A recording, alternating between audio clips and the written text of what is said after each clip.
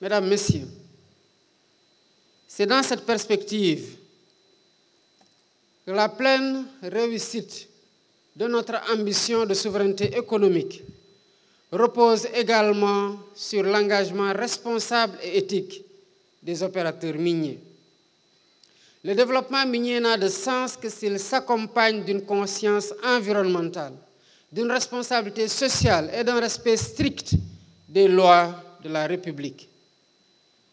À cet égard, j'appelle solennellement l'ensemble des entreprises du secteur à faire preuve d'un respect scrupuleux de la réglementation nationale en vigueur, notamment des dispositions du Code minier, des normes environnementales, sociales et fiscales, ainsi que des obligations contractuelles qui les incombent. Plus que jamais, les sociétés minières doivent devenir des partenaires du progrès et non de simples exploitants de ressources.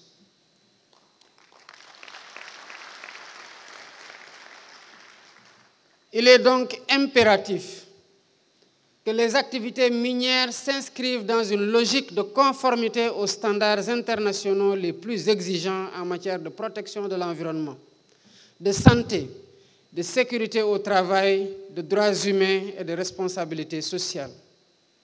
À ce titre, aucune mine ne doit prospérer là où l'humain décline et aucun projet ne se doit se développer au détriment des générations futures.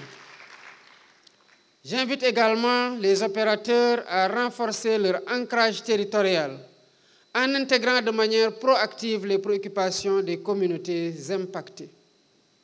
Cela suppose une concertation permanente avec les parties prenantes locales, une transparence accrue dans la gestion des retombées économiques et la mise en œuvre de programmes de développement communautaire adaptés, inclusifs et durables.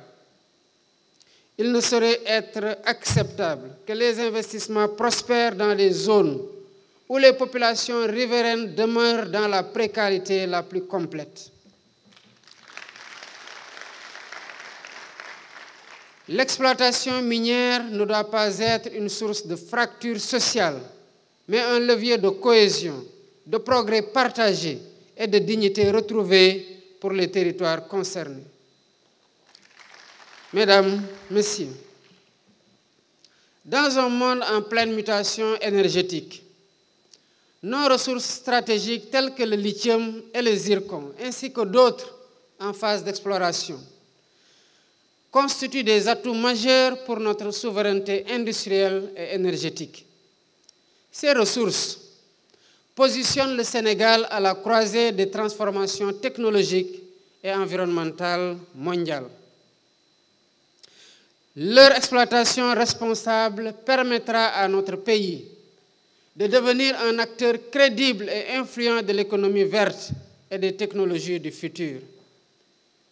Sur ce dernier point, je puis vous assurer que le Sénégal jouera pleinement sa participation en mettant à profit sa jeunesse talentueuse et pétrie de savoir et dont le génie inspire la créativité. C'est d'ailleurs sous ce rapport que notre jeunesse, qui est notre ressource la plus précieuse, doit rester le minerai vivant de notre nation, celui qu'il faut mobiliser, former et valoriser.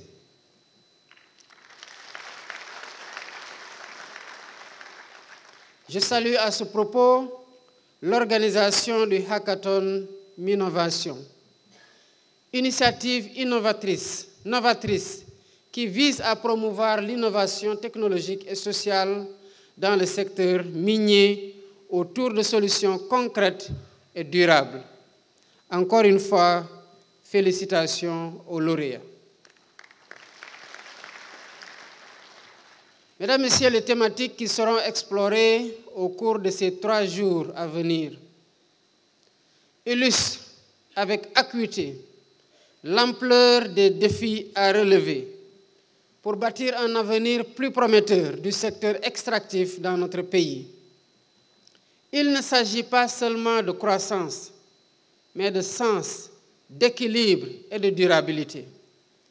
Ce secteur, bien souvent circonscrit à un vecteur de croissance économique, embrasse désormais plus large et devrait à ce titre jouer un rôle de catalyseur de paix, de stabilité, de prospérité partagée et de développement durable. Un secteur minier apaisé, équitable et durable est un facteur de stabilité politique et un pilier du vivre ensemble.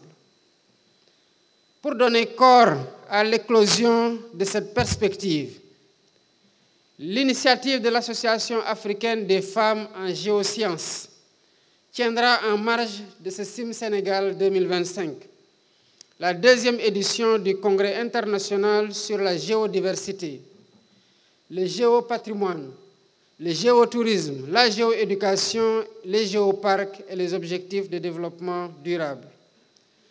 Ce congrès vient rappeler que la science et la culture ne s'opposent pas.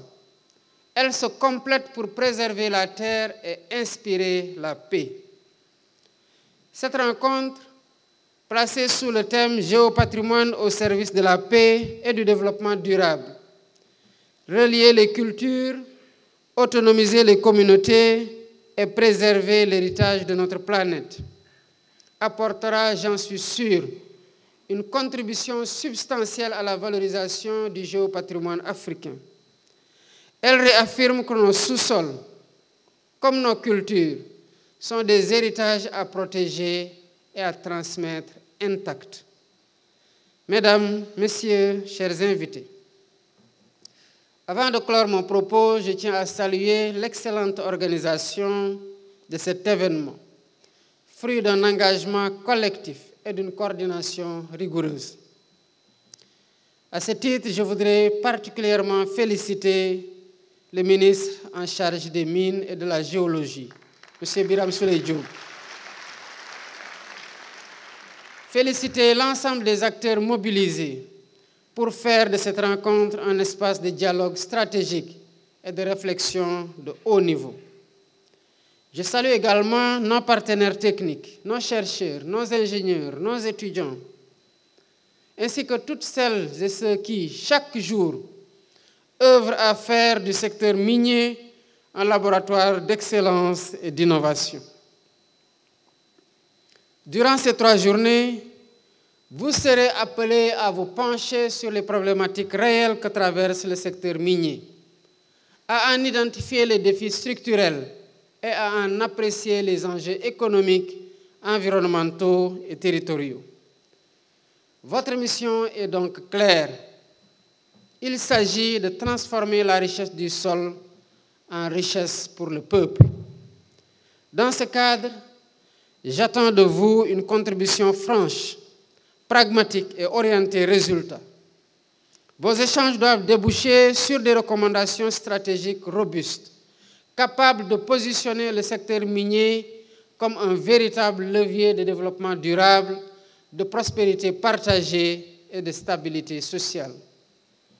Cette rencontre est donc une opportunité précieuse pour faire émerger des solutions concrètes, adaptées aux réalités du terrain et porteuses d'une vision ambitieuse pour l'avenir de notre pays.